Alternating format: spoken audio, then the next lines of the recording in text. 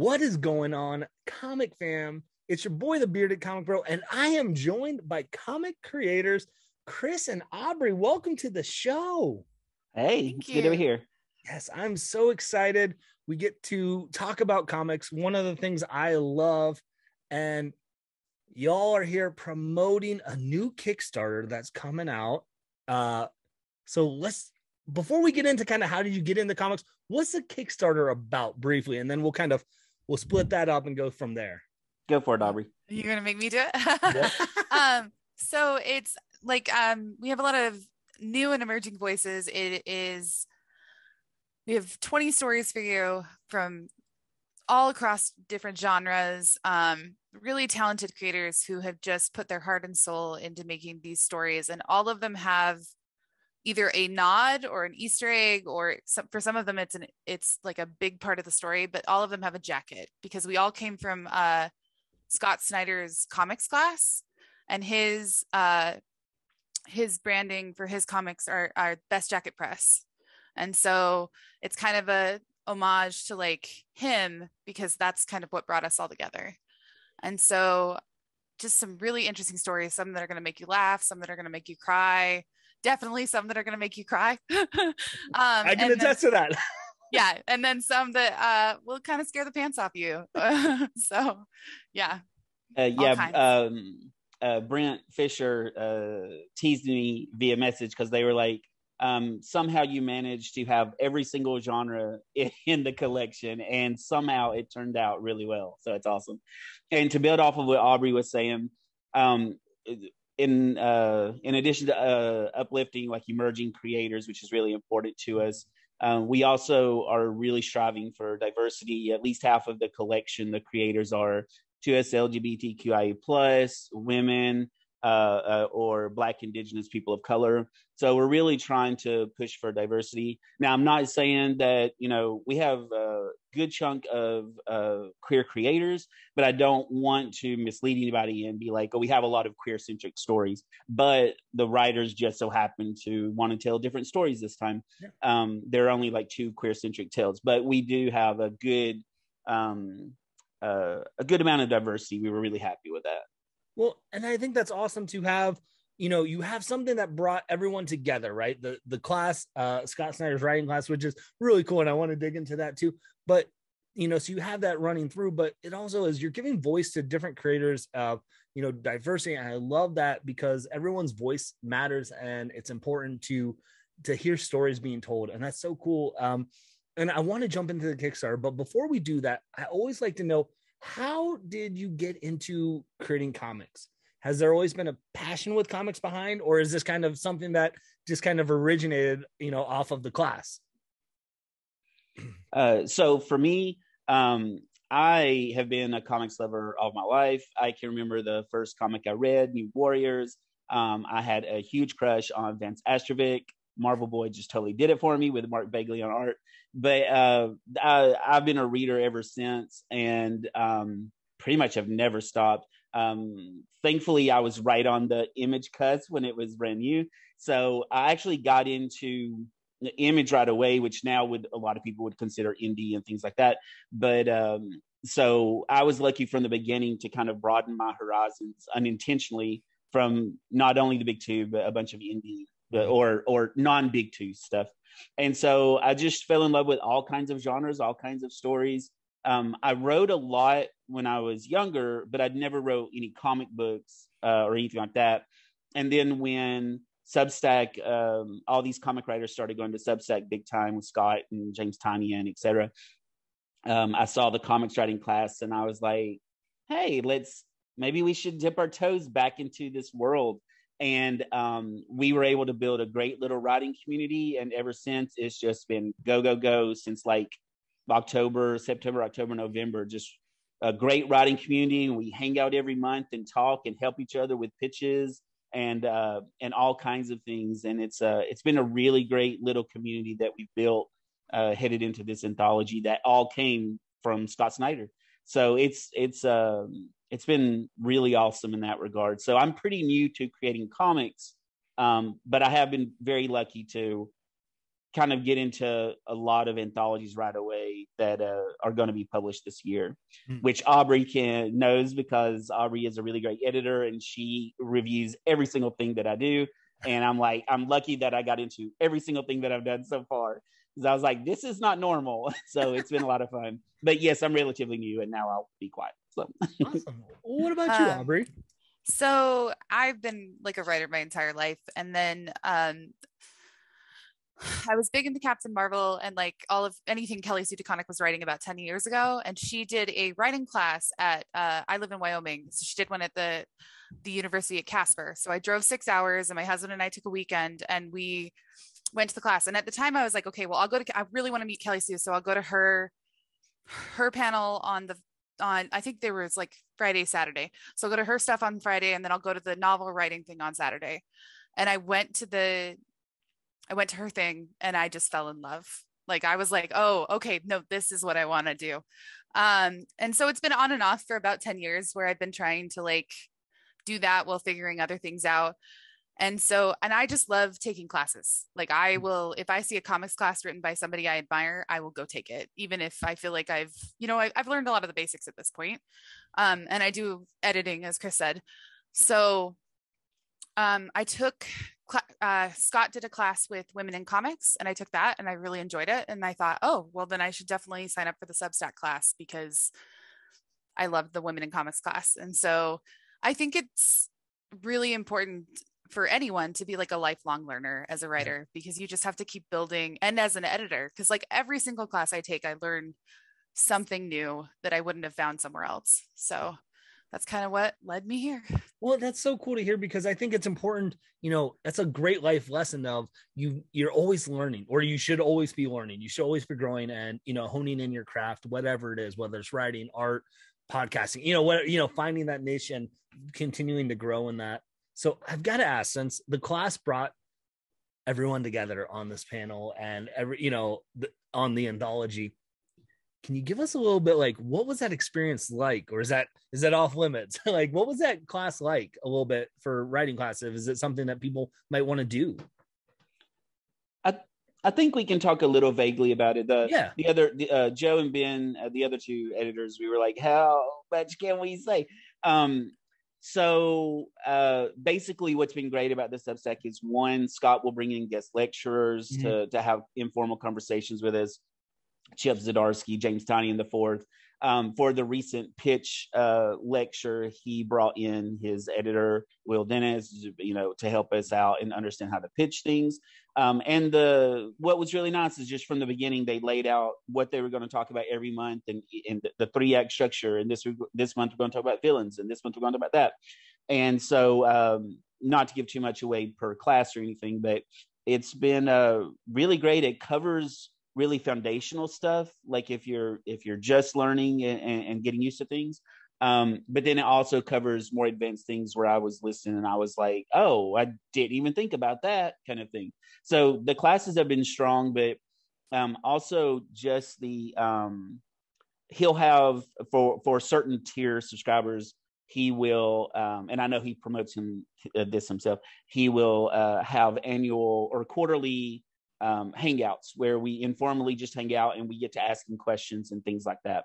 So it's been great from both a community building standpoint, as well as foundational storytelling, as well as more complicated concepts. Awesome. Yeah. And I liked, so if you can't attend live, there's always, I think it's a YouTube replay, and you can watch at like 1.5 speed. Like if I struggle to stay attentive when things are a little slower, and so for me that's been fantastic, because then I can rewatch at a speed that like works with my brain a little bit better and try to reabsorb those concepts. But yeah, he covers everything really, really well. Nice. So how did this idea then of creating an anthology of people from the class originate? You want to go ahead, Aubrey? Sure. Yeah, sure.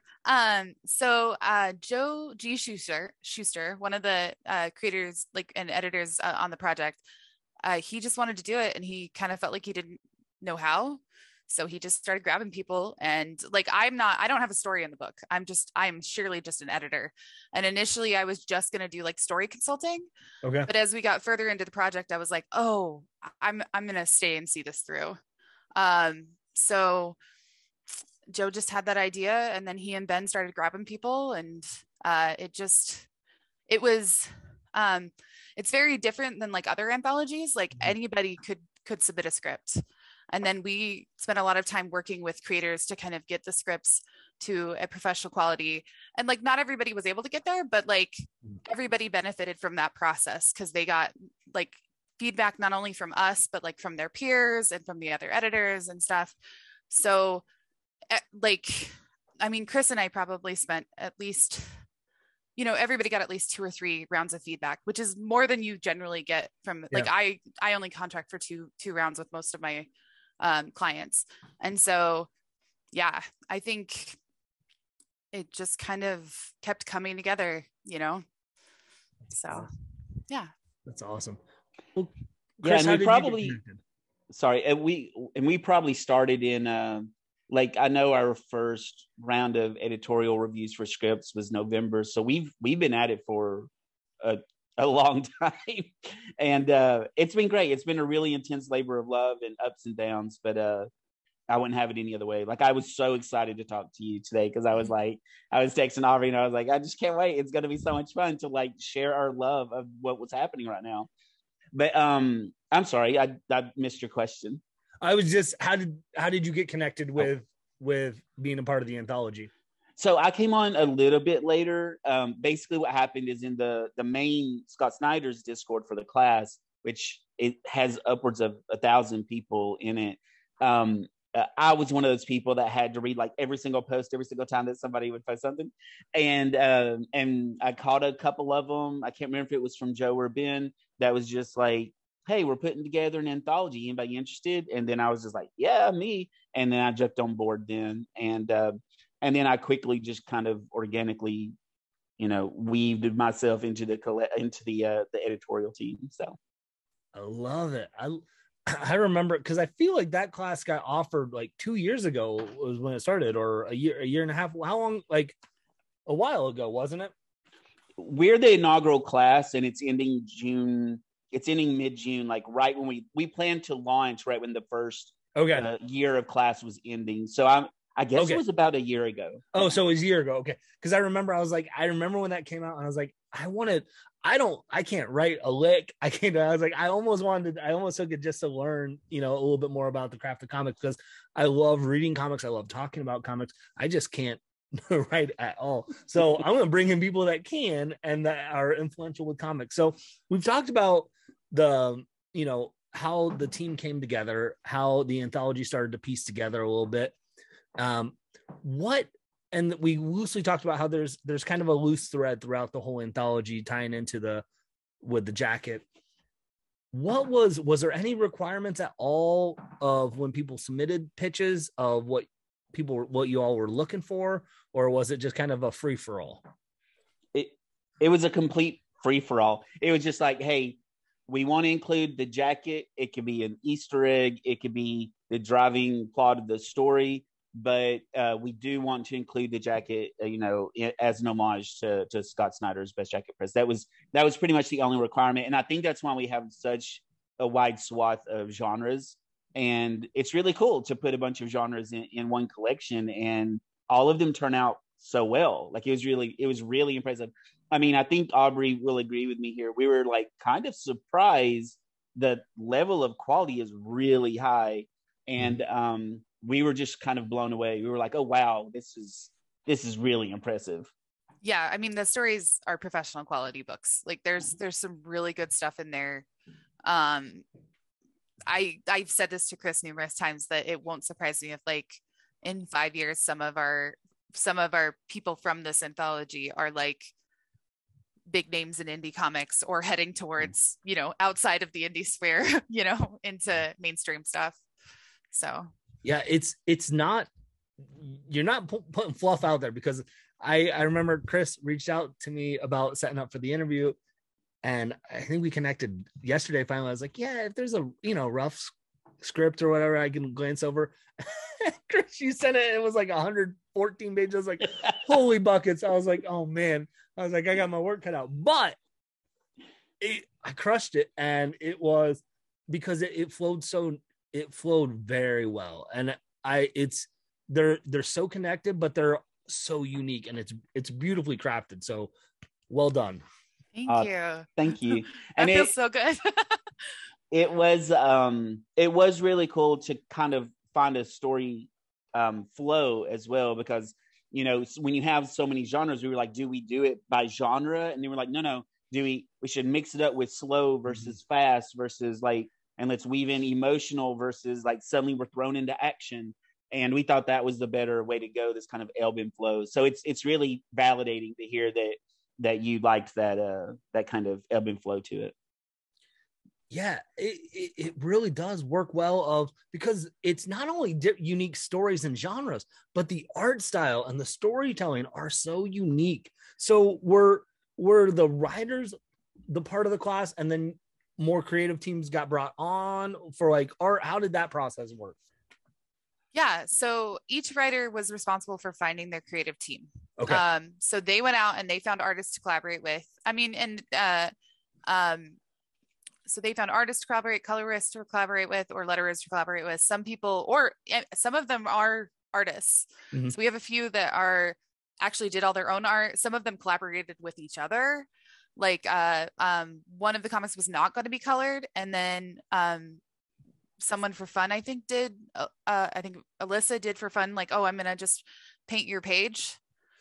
And then it ended up that like she ended up doing the coloring on that comic. And then like Lyndon Rachenka. Yeah, thank you. I was worried I'd say it wrong, so thank you. Lyndon is a letterer, and they joined the server as well. And so like they've lettered a bunch of them. Rob Jones has lettered a bunch of them. Like a lot of them were people that we had stuff in common with as well. So it's a lot of like people pulled in from indie comics within our own sphere. And there are some artists that joined the class, and there's like in the main Discord for the class, there's like an artist room that people will post stuff. And so there were a couple of writers that grabbed some artists from there and collaborated with them. But yeah, like like Lyndon's in the class, and so they were able to do a lot of the lettering and stuff. But yeah, I think for the most part, Aubrey, correct me if I'm wrong, but I think for the most part, yeah, it was outside for art and stuff. Yeah. Okay. Yeah. Depending on like which part, but yeah. So that's so neat to hear, just that kind of process. And looking at the book, and knowing how long it was there a certain amount of pitches that were able to be included, or was it the anthology was going to be as long as as people put stories out? Well, we definitely said no longer than 6 pages per story. Okay. That was the limit. They could do fewer pages, but no longer than 6. So there was one that was a really great story, or a really enjoyable story. And, but the writer there realized that it would work better as a 10-pager. So he withdrew that story and pitched another one. So we did limit it to 6 to try to fit as many people as we could. But I think we were all kind of expecting it to hover around the 100 to 120 page mark. So I'm glad we hit it. But yeah, that was mainly our limit, was just everybody needs to go 6 pages or under. Yeah. And we tried to include as many people as we possibly could, like as long as they hit the deadlines and the material was where it needed to be by those deadlines, they got in. If the material wasn't where it needed to be, we did have to like ask a few people to back out for now. But that was after like I said, several rounds of editing and several rounds of feedback to help them. So yeah. And what would be amazing is if this became just an annual thing, whether it's us passing the baton to the next Substackers for his class, or whatever it may be, it becoming so popular that maybe some of us, after recovering from a little burnout, like hop back on board. It would be cool if this just became a regular thing. Yeah. So let's talk about the Kickstarter. Mentioned that it's dropping tomorrow. Are there different tiers that people can support? Just kind of explain through the Kickstarter a little bit of, if someone wants to hop in on this anthology, what they could expect to get. So what we are going to offer is we have a couple of rewards when it comes to art prints. For one, we were lucky to hound certain really great artists until they agree to join us. Our cover is going to be by Skylar Patridge, maybe Patridge. I hope I'm not mispronouncing that. Who we all know is about to just explode with Trial of the Amazons and the upcoming Artemis and Resonant, blah blah blah. I mean, she's just everywhere. We were lucky to grab her. Then also, we are going to have art with Jesse Lonergan as your nominated amazing artist. And then also Sebastian Perez, right now famous for We Ride Titans. So we got a couple of art prints from them. In addition to that, we were able to get Rob Jones to do some graphic design work. We have some stickers coming. Everybody loves stickers. And then we also have decided to go with a bookmark. We are trying to nail down the design of the bookmark, but you can't expect a tier that has, of course, you have the regular digital, then you have an early bird special for the digital, physical copy, early bird for the physical. And then the tiers from there go up to get a sticker and bookmark. And then up from there, it's, would you like the 3 art prints? And then, hey, just get everything because we're awesome. And then you just put it all together. We hope to create a retailer tier, but right now I'm crunching all the numbers there to figure out the best way to do that. Did Chris miss anything, Aubrey? Yeah, did I? No, I think we got everything. Yeah. And the stickers I love the stickers. I think they're going to be great. So I'm just excited. I like stickers. Well, go for it. I'm not a big sticker person, and even I want the stickers. Like, it's just really cool. So, well, I'm a big sticker person, so I'm excited. They decorate the comic books and the comic boxes. You got to have a little flair to them, right? Like, you can't just have the white comic boxes. You need a little bit of pop of color. So, but I love that process. So you said, Aubrey said you're excited about the stickers. Chris, is there a tier that you're excited about the most? I really, really love the art prints. They are so gorgeous. Joji Schuster worked closely with Sebastian Perez to design a cool action print that is an homage to a really great movie that when you see it, you'll recognize it. And of course, the other 2 are just spectacular. So I'm really excited for the art prints because with this being my first collection, I'm going to take those art prints and I'm going to be putting them up on the wall for sure. They're so spectacular.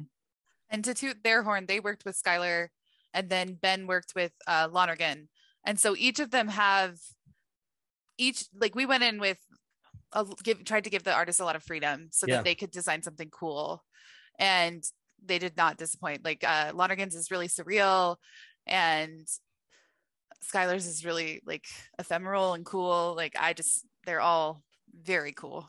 So yeah, we didn't want to restrict them too much. We were like, look, this is the idea of the collection. What ideas do you have? What ideas do we have? Let's merge them and see what happens. And I've got to ask, we're talking about art prints. Who did the cover for the anthology? Skylar. Okay. Yeah, that's hers. Yep. Okay. And the logo is from Rob Jones. Okay. And so yeah. I just looking at I was like it was fantastic, and I mean it makes sense then. Isn't it cool? I just love cool that cover. vibe. It's such a good vibe. And we are considering a variant cover, but we have not nailed down those details yet. So cool.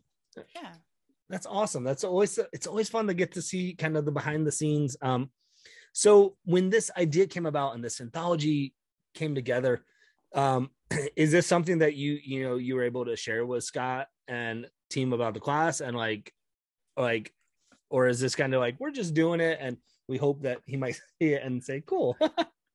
No, we've gotten permission from Scott, but that's why it says Scott Snyder Presents. Yep. Like we got permission, he approved the title, and then he's been supportive on social media. Like he retweeted us not too long ago, just saying like, this is something that's coming. You can go click notify me. And so he's been supportive. Yeah, that's been really awesome. Fun. And we've also been working closely with his assistant editor, Tyler Jennis, or I hope I'm pronouncing that right. So a lot of communication has been going through him with the collection. Nice. That's so exciting to hear. I hope people hop in tomorrow on the early bird deal, because Kickstarter is first and foremost. Those first 24, 48 hours are crucial. So if you're listening, to the podcast or you're watching the YouTube, interview, make sure you all go support this Kickstarter, because I'm telling you, you're not going to be disappointed. So, I've got to ask then, I know there's a lot of focus in on this Kickstarter right now and promoting this book. Are there other things though that you're working on that you can talk about, you can share or not? If it's all on this, that's fine too. So, I mean, Aubrey's got some NDAs, I think. So I don't know. Yeah, I have. So I have another Kickstarter that's probably still going. Yeah, I think I'm in the Producing the End anthology. Okay. So that's I think it was originally through Soda and Telepaths. I actually have written for them as a comic reviewer. Oh, nice. But I got into their anthology, and so I have a post-apocalyptic story that's kind of about it's called "And the Meek Shall Inherit the Earth," and the Meek Shall Inherit. I think I cut off the earth. Okay. But yeah, so it's about, don't always assume that who has the power in a story. Okay. So, okay. Yeah. And so for me, I have a short comic in Down Below that's coming soon. Okay. I think they plan Limit Break Comics. It's that Greek myth noir blend anthology. I think they plan to release, I think it's mid-July, I want to say. It's already been Kickstarter funded, and now all the art's coming and everything. So if you want to see my cool, the art designs that my artist, Hernan Gonzalez, and my colorist, Damian Felipe did, you can go to my Twitter at Chris Does Comics and check those out. And please follow me because I'm needy like that. And I have that coming. Also with Arledge Comics, I was able to get into this Adorable Assistants anthology, where I have yet another dog story coming. This one about a service dog. And that will come out. I think they plan to release it around December, but don't hold me to that. And then I have something else in the works that I'm not quite allowed to discuss yet. So we'll see how that goes. Awesome. Well, Yeah. Go for it. Oh, I was just going to say, the reason why Chris was like, she has an NDA is because I can't talk about client work, but I am working on stuff and it's really fun. I have really talented clients. So, nice. And then I was going to say with Producing the End, Jay Shake that did the art on that one. I don't think we have a letterer yet. I think that one's still to be determined for the lettering, but yeah, it looks amazing. Super talented. That's so cool. It's so neat to see kind of just the whole process of this coming together, seeing the anthology. It is, gang, I said it, I'll say it again. It's something you want to check out for sure. Chris, Aubrey, it's been an absolute delight talking comics with you both. I know, Chris, you kind of mentioned, but where can people follow along with what's going on in your comic world? So for me, I'm more active on Twitter. You can follow me at Chris Does Comics, spelled just like it sounds. I'm also on Insta, Chris Does Comics, but with an X because somebody beat me to the punch. But I'm much more active on Twitter, where I try to support as many indie projects as I can, and get the sphere of influence built up there to continue to support the community. Nice. Yep. And I'm Taming the Muse on Twitter. That comes out of my website's called The Taming of the Muse because I loved Shakespeare. And so, that's where you can find me. And then the project is just at Cloakroom Comics. Yeah, cool. Very cool. I guess we never even mentioned the title of the Kickstarter. Oh, yeah, we probably should have. Tales from the Cloakroom, isn't it? Yeah, Tales from the Cloakroom. We might have, but I feel like we dropped the ball on that. We've just been talking. Yep, it's Tales from the Cloakroom. Yeah, it's Scott Snyder presents Tales from the Cloakroom. Yes. We definitely want to give props to Scott Snyder for giving us approval to use his name. I mean, that was risky. I mean, he didn't know the quality of the work at that point. And but of course now we've submitted the work and hopefully he's been able to check it out. But yeah, definitely support us. That would be really great. Yeah, for sure. So if you're watching this video, make sure you share it out to get the word out about the Kickstarter. But go check out the Kickstarter, look at the tiers, see which one works for you, and go support indie comics. Yay. Well, with that being said, hopefully you all can find some time to curl up, grab a book, and nerd out.